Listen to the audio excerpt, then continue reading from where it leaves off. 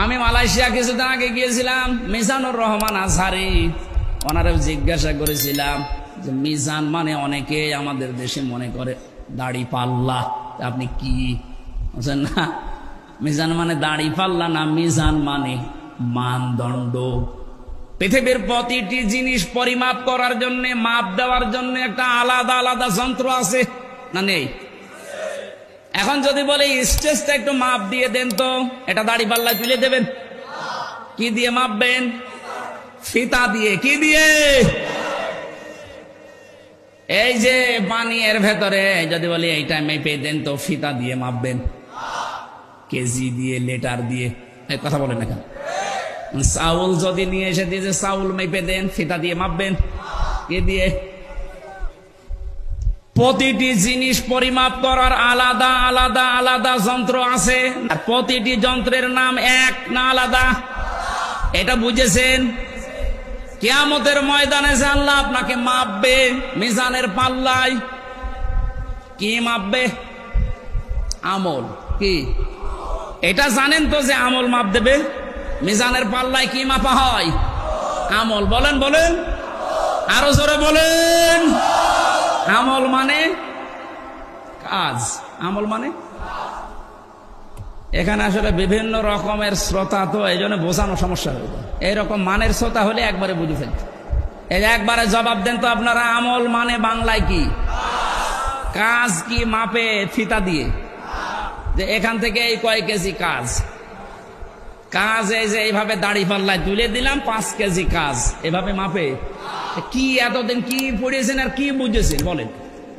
মিজানের পাল্লা সে জন্মের পর থেকে নাম শুনছি, মিজানের পাল্লায় মাপ দেওয়া হবে মানুষের কি? আমল। বলেন, আমল মানে কাজ। তো আমরা জানি যে দাড়ি পাল্লা দিয়ে মাপে না, কাজ মাপার একটা আলাদা জিনিস আছে। পানি যদি মাপতে হয় লিটার দিয়ে, এই স্টেজ মাপতে হয় ফিতা দিয়ে, তাহলে কাজ মাপতে হয় দাড়ি পাল্লা দিয়ে। কি দিয়ে? মানদণ্ড দিয়ে। কে দিয়ে?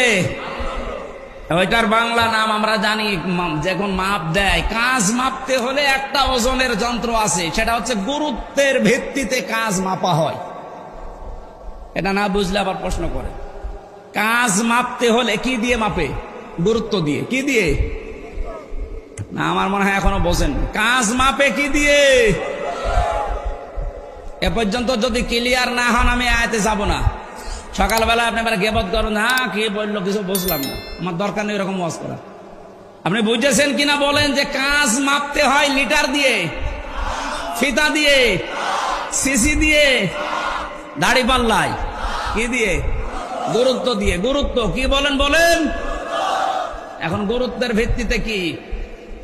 আমি সাইদকে বললাম যে কুষ্টিয়ায় যাও, যে আমার বাবার কাছে এই 5,000 টাকা দিয়ে আস। ও প্রতিমধ্যে যে দেখে মার্বেল খেলা হচ্ছে, ওই টাকা দিয়ে মার্বেল খেলে টাকা সব শেষ। ওখানে যায়নি, টাকাও দেয়নি। যদি পরবর্তীতে আব্বারে জিজ্ঞাসা করলাম এরকম একটা ছেলে পাঠিয়েছিলাম, বলে কে, তাহলে ওর প্রতি তো আমার ভালোবাসা মহব্বত আরো বেড়ে যাবে। ও আমার কথার কাজের কোনো গুরুত্ব দিয়েছে? কথা বলেন না কেন? এর ভেতরে আল্লাহর 500 গুরুত্বপূর্ণ মেসেজ আছে। আপনি জীবনে এই গুরুত্ব দিয়ে মানলেন না। এগুলো গুরুত্বহীন যেগুলো আছে, আমি ওগুলো গুরুত্বহীন বলছি এই কারণে যে ওগুলো না থাকলেও আপনি মাপ পাবেন। আপনার জীবনে যদি নফল একটাও নেই, ফরজ আর ওয়াজিব যদি ঠিক থাকে, আপনাকে আল্লাহ মাফ করে দেবে। এই কথা বলেন না কেন? সারা জীবন নফল আপনি 1000 খানিক করেছেন, কিন্তু ফরজ বাদ দিয়েছেন, ওয়াজিব আপনি তরক করেছেন। আপনার আমল নামা যখন তুলবে, মাপ দেবে আল্লাহ গুরুত্বের ভিত্তিতে, ওটা হবে 0, 0, একটাও কিছু থাকবে না। এই জন্য আমাদের জীবনে ফরজ যেগুলো গুরুত্বপূর্ণ, একটাও যেন ছেড়ে না যায়। কার জন্য ছেড়ে দিচ্ছেন? যাকে খুশি করার জন্য, যাকে আনন্দে রাখার জন্য ফরজ ছেড়ে দেন। এই যে মানুষের ওপর ছেড়ে অবিচার করা, এটা হারাম কাজ। এটা কি কাজ? এই হারাম কাজ যাকে খুশি করার জন্য, যাকে শান্তিতে রাখার জন্য আপনি করলেন, তাদের কিন্তু সময় মতো জায়গা মতো পাবেন না।